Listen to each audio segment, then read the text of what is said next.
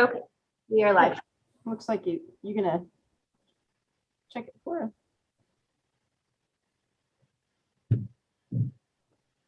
We're good. Okay, Mo. All right, I would like to call the meeting of the Woodford County Library District Board of Trustees for Sales, Kentucky. Today is Wednesday, the 15th, 2021 to order. We do have an agenda, but our very first guest has been invited, Mrs. Cassie Prather, the Director of Public Health. She's going to give us a short but concise update of the COVID and the variant problems that are existing in Woodford County. Cassie, you can go ahead. All right, thank you. Thank you again for having me this evening.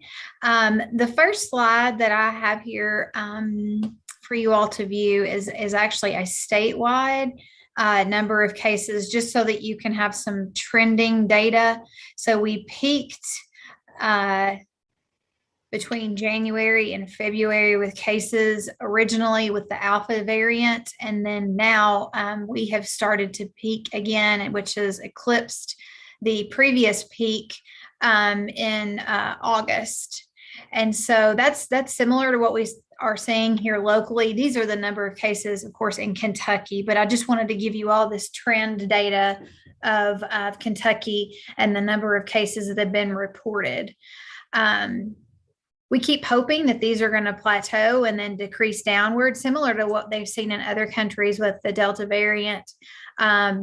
You've got essentially a vertical line up, but then once it peaks, it trends downward just as quickly. So we hope to see that number plateau and turn down quickly as soon as possible.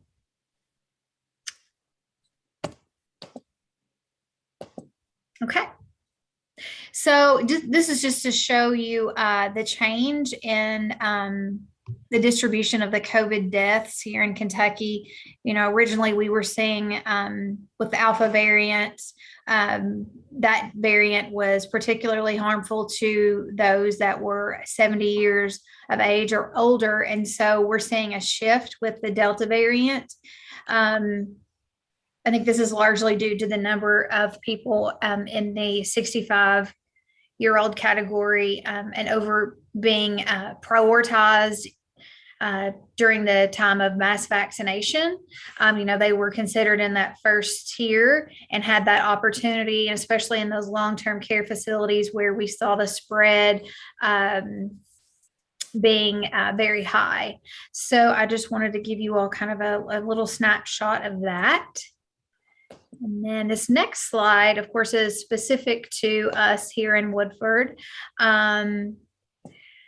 We've seen a steady number of cases. There are a few days where we had an increase, but overall we're averaging around 20-ish cases per day. But if you look in the far right-hand bottom corner, this is the thing that we're most proud of, and that's the number of folks that are vaccinated, fully vaccinated. Here in Woodford County, we hit the 70% threshold first before any other Kentucky county. And I fully expect us to hit 75, probably to 75%, probably today. We had a vaccination clinic today, and we are seeing a lot of folks that have been kind of on the fence with vaccination, deciding to go ahead and get vaccinated, especially once we had that full authorization from the FDA for the Pfizer vaccine. And so our incidence rate, again, has stayed pretty steady. We are typically lower than those counties that are contiguous to Woodford and across the state. Even though it's high, we're still lower relativity to the rest of the state. And even in our schools, we are working hand in hand with the schools. We are doing all the contact tracing in conjunction with the schools. And so we've been very successful in keeping the school number low, the quarantine numbers low. And so I think until we have an approved product in the schools, for those 5 to 11, I think we'll probably see these numbers stay about the same.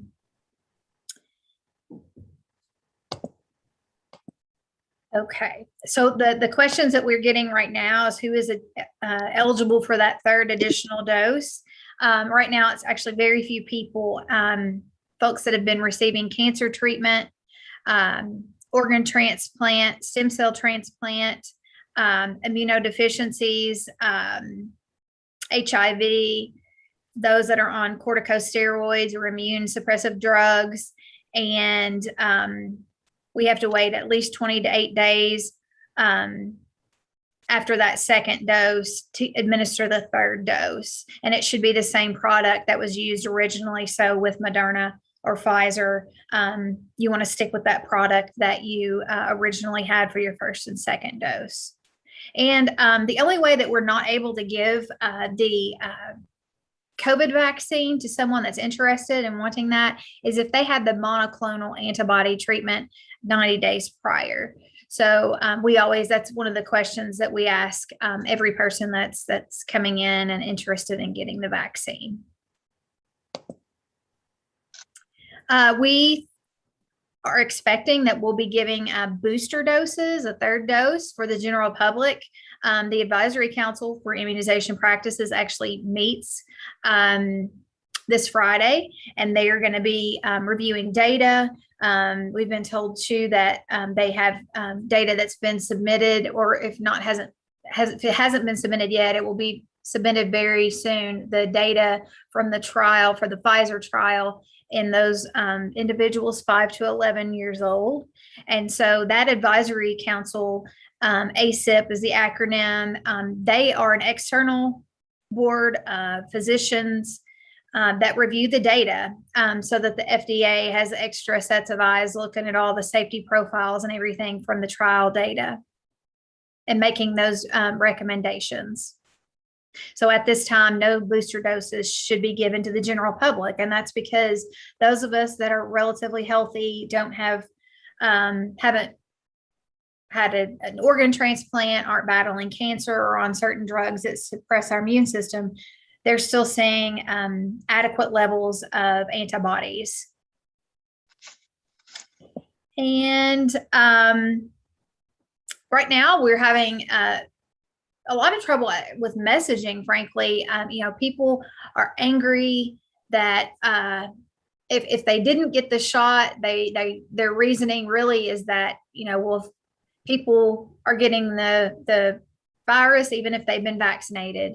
And so I always use the analogy, the vaccine is much like a seatbelt.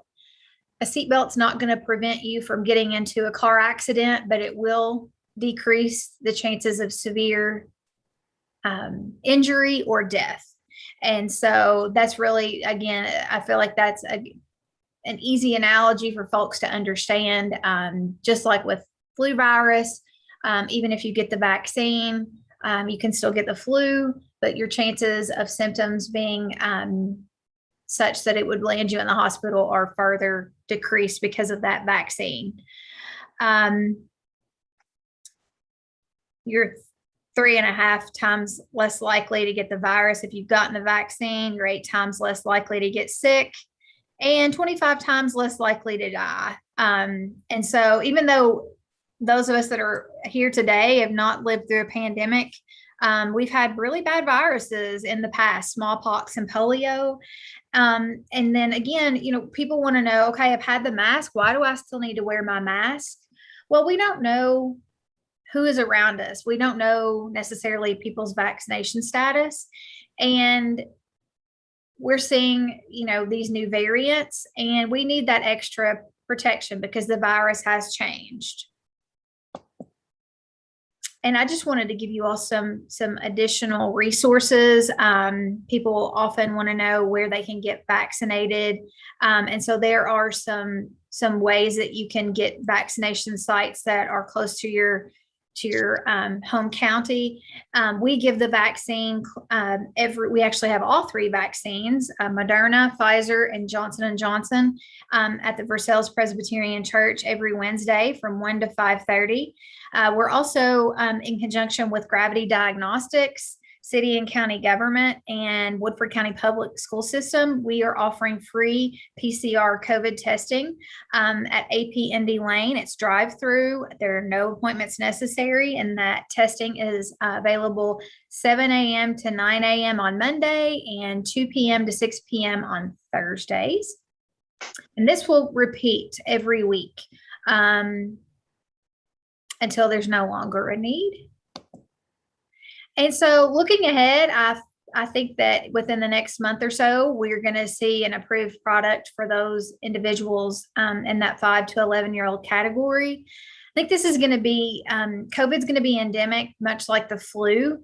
And I feel like we'll be getting a yearly vaccination, or at least have that option, much like we have for the flu. The flu vaccine is quadrivalent, meaning that it protects against 4 different types of the flu virus. And I feel like this is going to be the same kind of approach we're going to take with to combat COVID in the near future. So I think this is just going to be something that we're going to have to live with. But for right now, we need to get it under control. And the best way to do that is to get the vaccination and to mask up until we can get the number of cases under control. So that's all I have for you all, but I am certainly happy to hang around and answer any questions. I apologize if I went over my time allotment, but I did want to put together some information to share with you all that I felt like would be useful. Cassie, thank you. This is important information. I have 2 questions. Okay. I'm over 80. I've got both of my shots for over 6 months. I mask up. I watch where I go. Why is Woodford County seem to have fewer cases than the rest of the state? I truly believe that it is a direct reflection of the high number of vaccinated individuals. Okay. I've looked at data from other counties, and other counties, again, you saw, just like you saw at the state, that vertical spike with Delta. And in our county, we're not seeing that high of a spike. It's more of a plateau. So I attribute our low number of cases to the number of people that we have vaccinated. Number 2, I know that you're an advisor to the Woodford County School Board, and we get a lot of those students into the library. What is the most current recommendations from Woodford County School Board, high schools, middle schools, grade schools, according to how to address the safety issue? Mask, face, and space. That's the overall message. We want to spread out the kids as much as possible. We don't want kids touching their face with their hands. We want them hand washing as much as possible. And we definitely need them to mask. That's the easiest protection that we have right now. It's not foolproof. None of the strategies are, but the layered prevention strategies, that basically it's like layering Swiss cheese. You know, if you can space the kids, mask the kids, yep. Wash your hands, the more that you can do to layer those prevention strategies, that really decreases the risk of contracting the virus within the walls of the school buildings. And that they have done a fantastic job, because there are lots of kids that go into those school buildings every day, and the school board has made, decisions to continue protecting our kids. Even though the statewide mask mandate was stripped, the school board and then Mr. Adkins made the decision to continue masking, and that will allow us to keep our schools open. I truly believe that. Otherwise, we would be shut down. Thank you. Is there any other board member attendee that has a question? I do.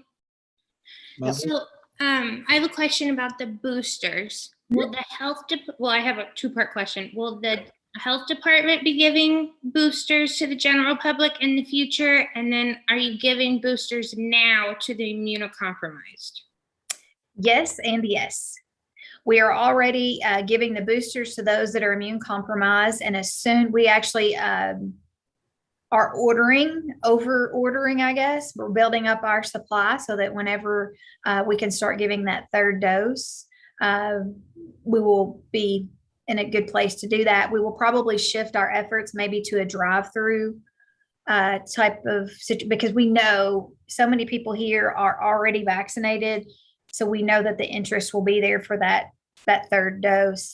And right now we do have the flu shot available, and we are able to co-administer the COVID vaccination and the flu vaccination. The only indication that we have is just to give them in separate arms. And so I'm going to be getting my COVID or my flu shot very soon, and hopefully we'll be able to get that third dose for COVID vaccine very soon. There are two schools of thought, and I'm not sure what the recommendation will be. I'm sure that the advisory council will be reviewing the data, but we're not sure right now if you're going to get, if you received Moderna originally for your first and second dose, if that's what you will be getting for your third dose, or if it will be recommended to go with another product. And honestly, I can see that going either way. I can see the benefits of both of those options. So I'm really anxious to see what that recommendation will be. Thank you. Cassie, thank you. You're welcome. And really, thank you for the update. You can certainly stay for the rest of the meeting, and we all know how to get a hold of you. Well, thank you. Cassie, I'd like to take a moment just to thank you publicly from from myself and from our staff. You have done a great job in not only protecting the community, but I mean, it filters down to us, the frontline workers, and we appreciate it very, very much. Well, it's a privilege to serve. This is what I was born to do. I truly believe that, and I couldn't live in a better community. And it's truly because we are all working together. Just so that the board knows, Karen and Stacy have reached out to me numerous times to see how they can help. Always look for the helpers, and there are certainly plenty of those here in Woodford County, and the library is certainly one of those, always a partner of the health department. So I want to thank you all too, and I appreciate the kind words, and I'll pass them along to our incredible team. Thank you. Thank you all. Have a great night. Thank you. Bye. Bye-bye. Our next order of business is the approval of the minutes from our last meeting. Is there any discussion, corrections?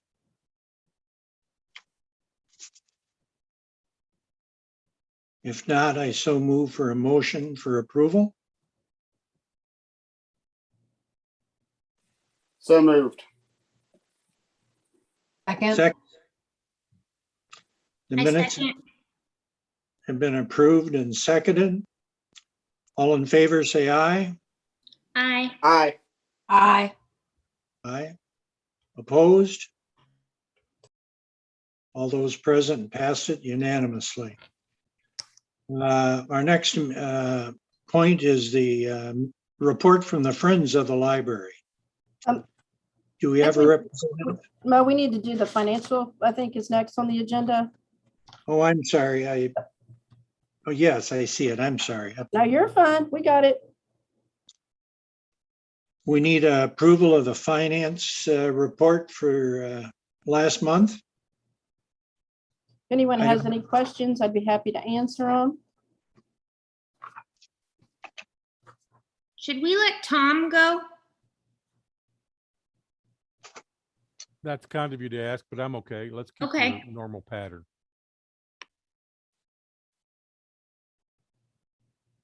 If there's no questions or discussion, I call for a motion for approval of the financial report. And as far as, we do have new signature cards available at the banks. And I spoke to Mo earlier today. I'm going to send out an email to the folks that need to go sign with that information. Okay, so I'll send that out tomorrow. It'll Okay, be Mo and Patrick and Annie are the three folks that are going to be, I'll email. Okay. okay, do we have a motion? I brought the motion up. Is there a motion for the approval? So moved. Seconded, A second. the financial report has been approved and seconded. All in favor, say aye. Aye. Aye. Aye. Aye. Opposed? The report goes through unanimously. Is there a representative from the Friends on board? Shirley is with us, but I'm getting text from her that she cannot start her video. And I've tried to send her an invitation to start her video or her microphone, and she says that she can't do it. So Can she unmute her microphone and just verbal? You're muted, State. sorry. She says she can see us and hear us, but she's not able to unmute or turn on her video.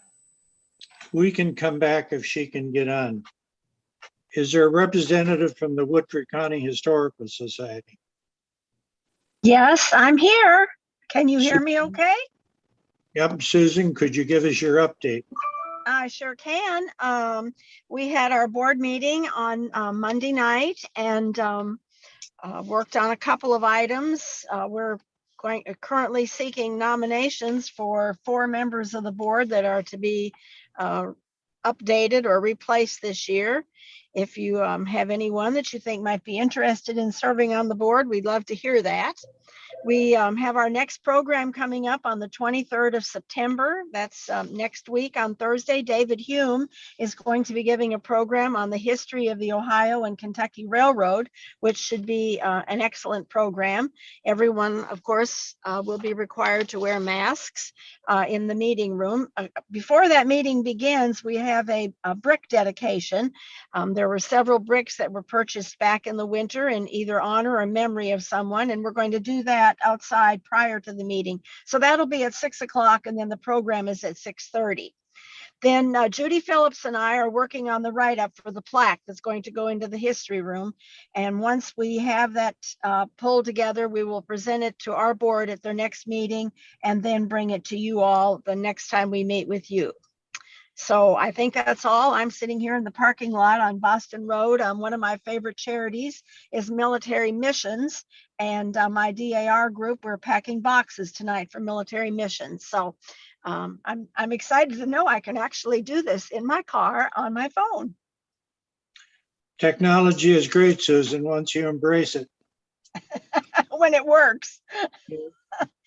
We appreciate your comments, and we'll move on to the Versailles report. And after this, if you want, we could slip Tom in for the building report. Versailles Library. I will update everyone on the Versailles and the Midway branch. And I will say for Shirley, she texted me, as far as the Friends meeting goes, that they're needing some volunteers for the Twilight Festival. They'll be having a book sale on the 25th, I believe is the Twilight Festival. And we'll have it there at the library in the lobby and probably a booth outside. So if anyone's available to help out and volunteer with that, they could use that. As far as the library goes, we have still a lot of programs going on, either outdoors or virtually. I spoke with our teen librarian today, and she is doing a lot every week. She's going to St. Leo's for a monthly reading club. She's doing Mentors and Meals weekly and tutoring and working with several kids there. She has an anime club that meets monthly at the middle school, and she does about 3 weekly online programs. So the teens are very active, and that program is still really going strong. We've had a lot of craft kits that have been very popular. So they're kind of the whole make or take and make where we get the kits together and then we do a Facebook Live program on how to put those things together, and people love them. So that's been popular lately. And we have our Black Author Book Club coming up at the end of the month. And we have Crystal Wilkinson, the author, that's going to join and help lead that discussion. And I think that's gotten a lot of buzz on social media, and we've got a lot of signups and giving away all the books that we had ordered. So I think that'll be a great program, and that is on Zoom. And then we've got a lot of outdoor things going on along with the Twilight Festival. We've got the Fall Festival in Midway this weekend. I will have a booth there with several staff members that have signed up to work and help the kids decorate pumpkins. We have the Midway merchants are donating 500 little pumpkins that kids can decorate. So I think it'll be a lot of fun, be a long weekend. And then we have Everything Equine that's coming up on October the 9th with Midway University. So I think that'll be another great outdoor program with some good partners. So I think that's about it for that. Are there any questions?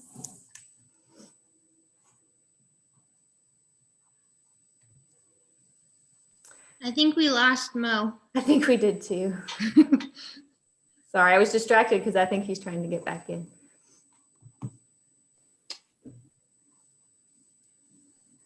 I do have one question, and either you or Karen can answer this. Since we have gone to only outdoor or virtual events, what has happened with the makers event that we were doing, where they were building a keyboard? You're talking, Karen, but you're muted.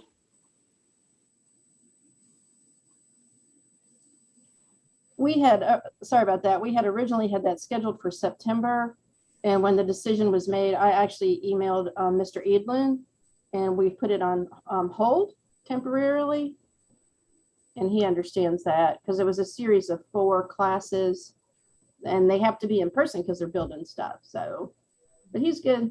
And as soon as we can get back, we'll reschedule. So it says that Mo is still trying to join. It just says joining ... So What did I say? Technology is great when it works.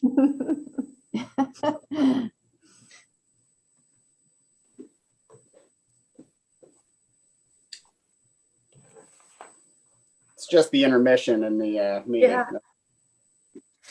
Well, I can talk about one more thing, that the Book It program that Heather was telling me about. In October, we're going to start a partnership with Rolling Oven. Don't call it Book It though. But does anyone remember the Book It program with Pizza Hut where you read and no? You're talking about when we were kids? Yeah. I did that. You read a book and got a personal pan pizza. Yes. Right. Yeah. Thank you. So we're not calling it Book It, but we're going to do a partnership where when kids read, I think it's 20 books, they get Not adults. Sorry. Oh.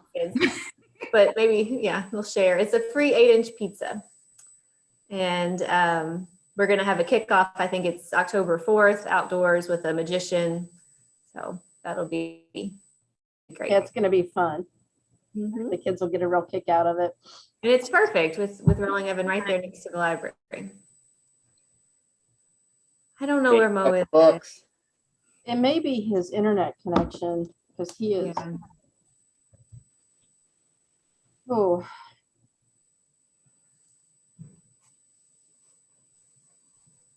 Can you not call it Book It? Because that's what Pizza Hut was. We're talking about it.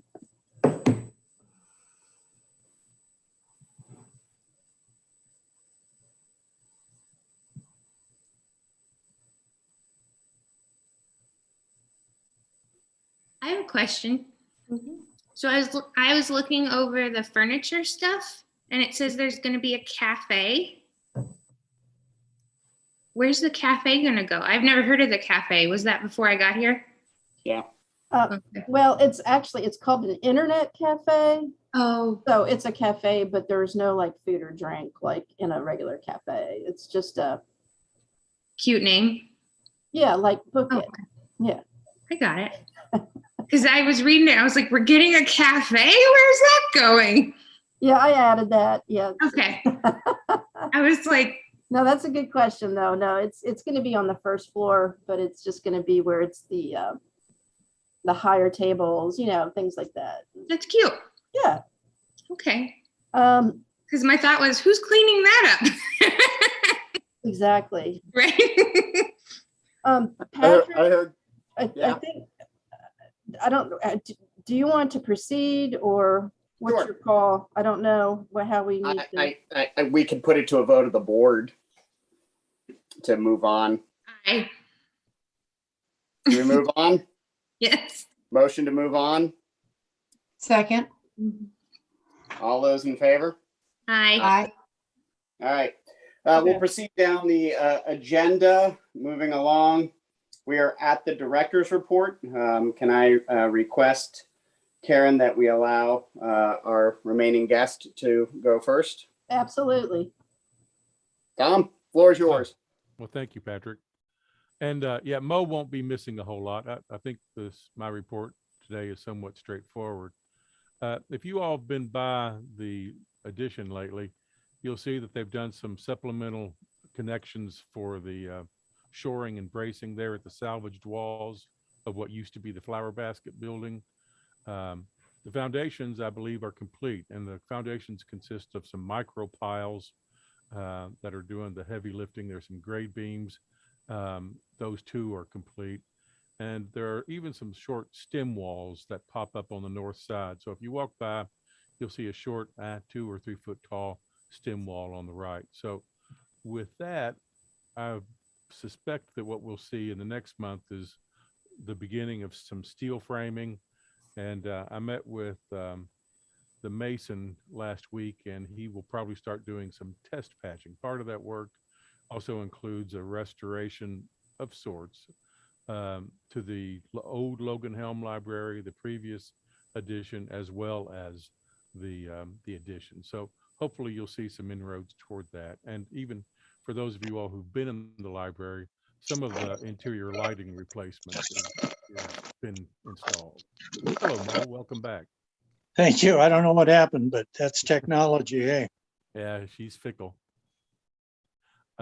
So I think the work is continuing. Dalton's not here, so he won't give a more detailed report, but that's a topical understanding. We've seen 4 payment applications from Codell. Of course, you all know that as a CM job, you have various bid packages that submit invoices. And we've received invoices from the general trades contractor, the gyp board and ceiling contractor, plumbing and HVAC contractor, and electrical. And assuming I can do math, that totals around $99,022.50. And those appear to be in order to us. And we spoke briefly of some proposals in the last board meeting. There was a proposal to add a ramp near the entry to the library there along Main Street. And the response from Codell and their contractors was $3,494.85. We reviewed that with our site designer. He suggested approval, and I believe, Karen, I believe he sent you a change order for such. Yeah, that was in your board packet from Rising Sun. So that's the $3,500 for the ADA parking space, right, Tom? Correct. Okay, gotcha. And another one that I think we touched on last month was we're adding window treatments, shades, throughout most of the new work and even some of the existing building. And depending on the size, some of those were manual, some of those were motorized. And looking at the cafe area, it was deemed best if all those were motorized so that they could all work collectively. There are 4 different openings. And the price we received from Codell and their contractors was similar, $3,494. And that work too also met with our approval, and we recommend proceeding if that's what you want to do.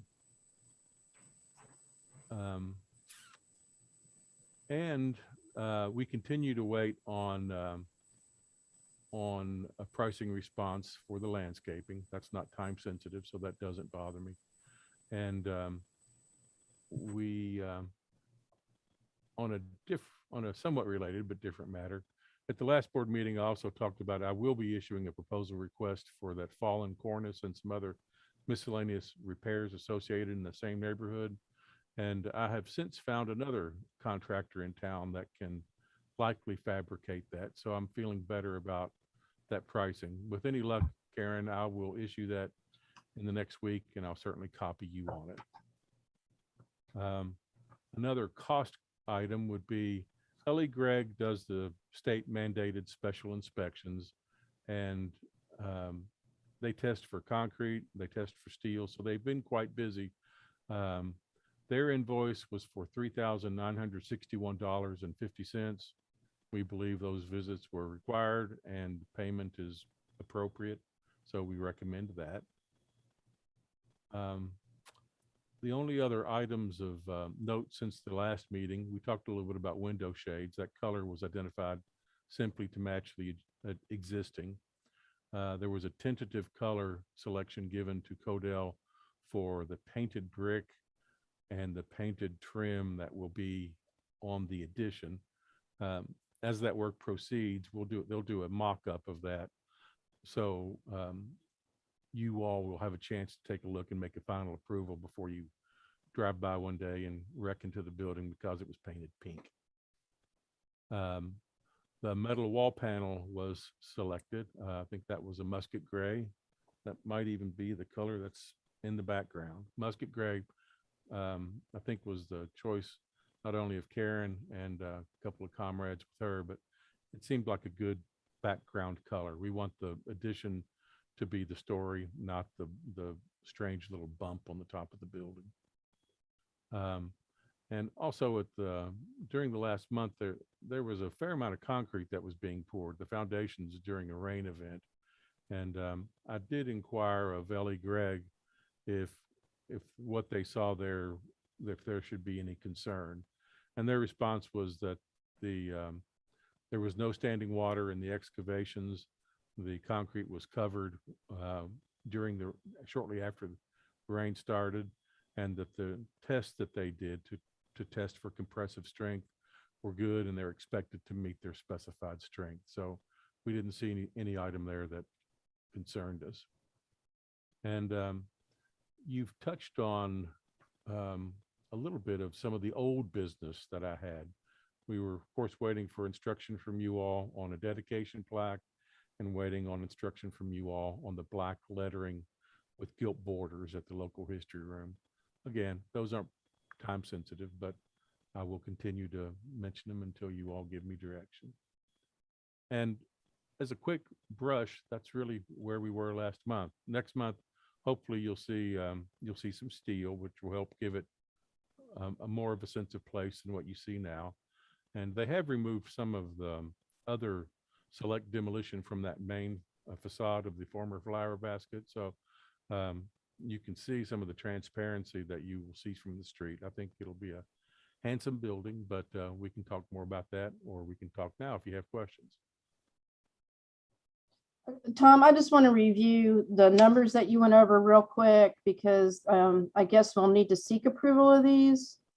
So it would be the Ellie Gregg inspection invoice for $3,961.50. That's in your board packet. The ADA parking space from Rising Sun, which is about $3,500. The Codell blinds, that is not in your board packet. That's another $3,500. Or those are the three, right? That's correct. Okay. Mo, I don't know if you want to put that out there or if you all want to discuss any of those charges.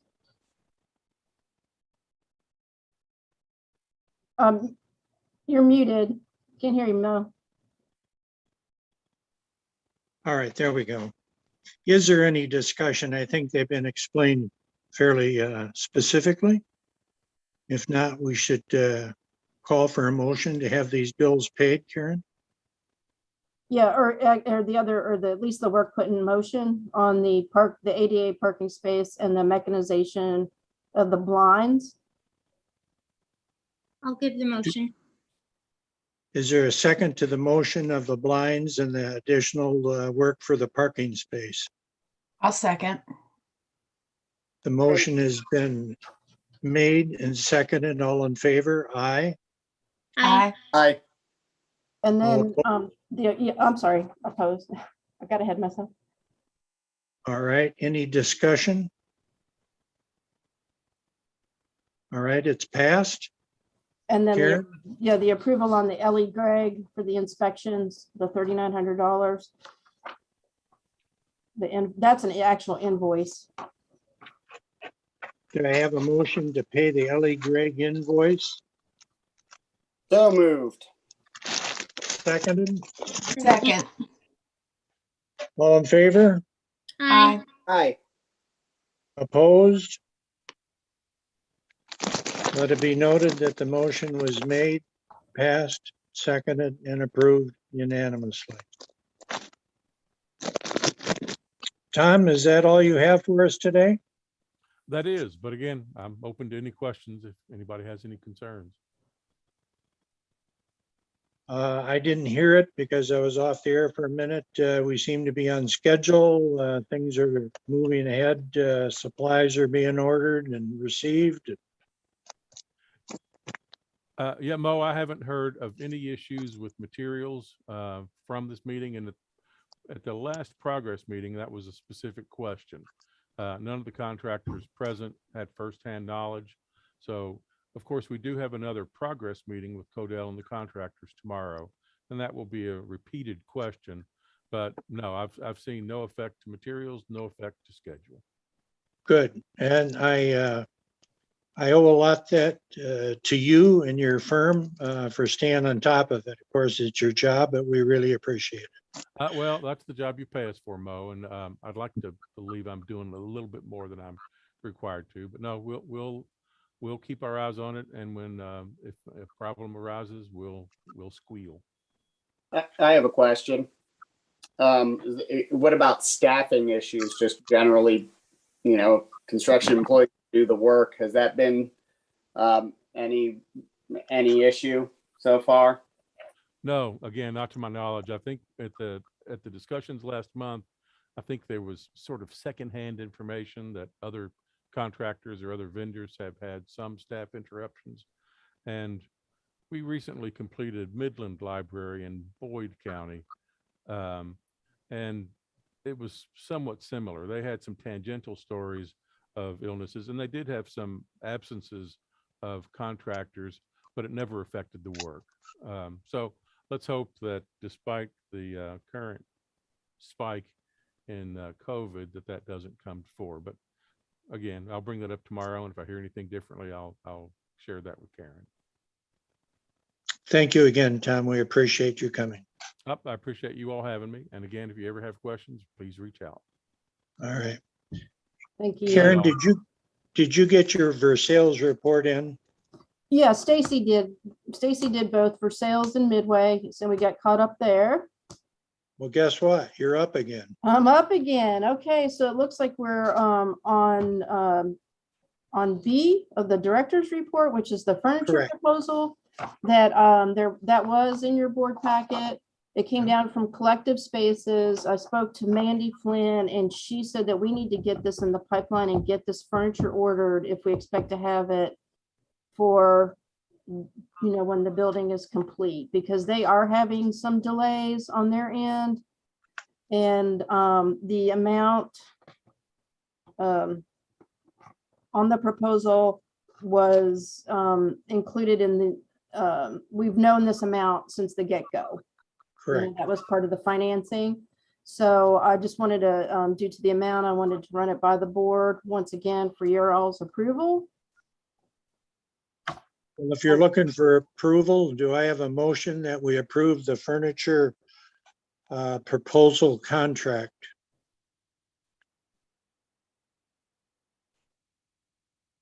I'm looking for a motion.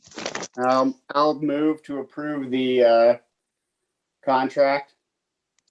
Second. All right, the motion has been made and approved. All in favor? Aye. Aye. Aye. Opposed? All right, the motion has been made, seconded, and carried. That's great. I'll send that up to them tomorrow and we'll get that stuff in the pipeline. We'll make- Good, and Karen, I think that's really important because contractors are having a hard time getting a finished product like that, so I'm glad we've got it done. Yeah, they're having trouble getting foam for the furniture, believe it or not. It'll So, be the smallest thing in the yeah, yeah. contract. So that's good that we went ahead and ordered that, all that stuff. All right, policy manual. Yes, policy manual. So Stacy was kind enough to go back and make some of the changes that we discussed at the last board meeting. So we don't need to belabor this too much, but I do need to run through a couple of sections that need your all's approval, if I may. Go ahead. The first one is 3.1 access. That's on the very first page. And the highlighted areas were, that was verbiage that was added. And Patrick was kind enough to review all of this. And so it's access and then the verbiage and the policy statement. So if anyone has any questions on any of that information that was added. Is there any discussion on the policy changes as stated? If not, I call for a motion that these policy changes and specifically the area 3.1 be made. So moved. Second, Second. all in favor? Aye. Aye. Great, Oh. thank you very much. Okay, so moving forward. 3.2.9. And we can kind of lump this into the rest of this stuff can all be in one decision, I feel. So 3.2.9, if an item is returned damaged, the borrower is responsible for the replacement cost. I think we basically all agreed on that at the last meeting. And then we need to, the big discussion is the final decision on 3.3.3 fines. And Stacy, would you like to speak to that real quick for me? Yeah, so I looked over the minutes and from January 20th of 2021, it says that Patrick Hall made a motion to suspend the assessment and collection of fines on overdue materials through June 30th, 2021. And that was approved by the board. So there was not, that I could find a final decision on whether or not to do away with fines. Any discussion from the board whether we should reinstate the fine system or just leave it as is for another period of time? I personally am in favor of getting rid of fines permanently. I don't think they serve a purpose. I think that anyone who's not going to return their stuff, you know, after a certain period of time should just be charged the replacement cost. 10 cents is not going to force anybody into the library to return a book. I just don't think. Any other discussion?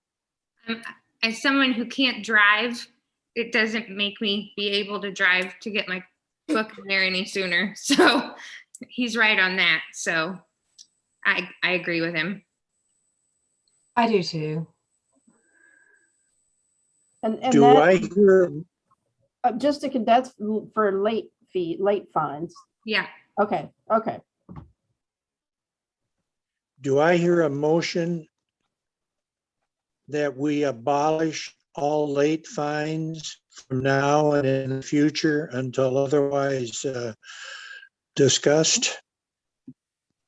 I so move to abolish fines for late returns on all materials indefinitely. I Or second permanent. that motion. Any further discussion on that? If not, all in favor? Aye. Aye. Aye. All opposed? Motion was made to suspend all fines for late fees until otherwise noticed. I think that's a great move. I really do. And then we had discussed that we would still charge a fee for copies and factors, and that's it, right? So Correct. we can continue. Okay, very good. All right. So that's section 3. Thank you all very much for your persistence. It's a What about the memorial plaque, Karen? yes, sir. So that's the last item that I have on the agenda. We had discussed briefly a memorial plaque for Emily Sater home.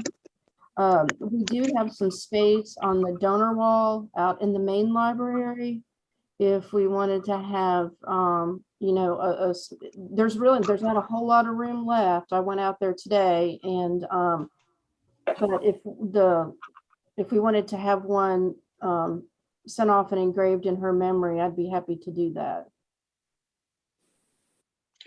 Personally, I just think it shows a sensitivity that our library tries to do not only to the other employees, but to the public. And the size of the recognition is not important. The importance is that her name and her memory for all her good work and friends.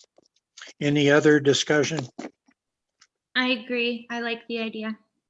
Me too. She served for 10 years. It was a big impact on people. I think it's a great idea. Sure.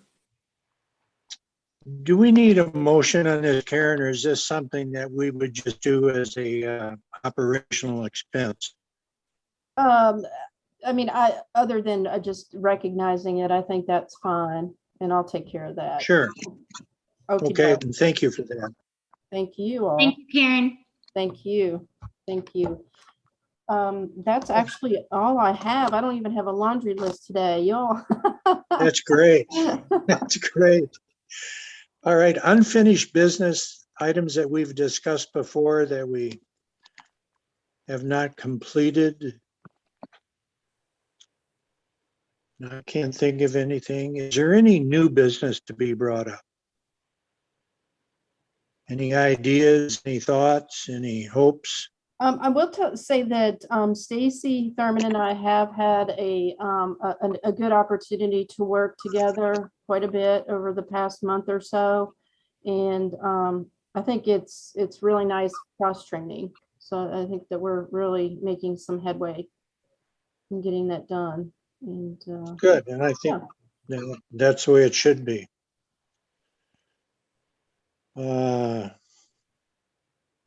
If there is no new business, I would just like to give my appreciation, and I think the support of the board, Karen, for all that you and your faculty and your team has done during this new health issue.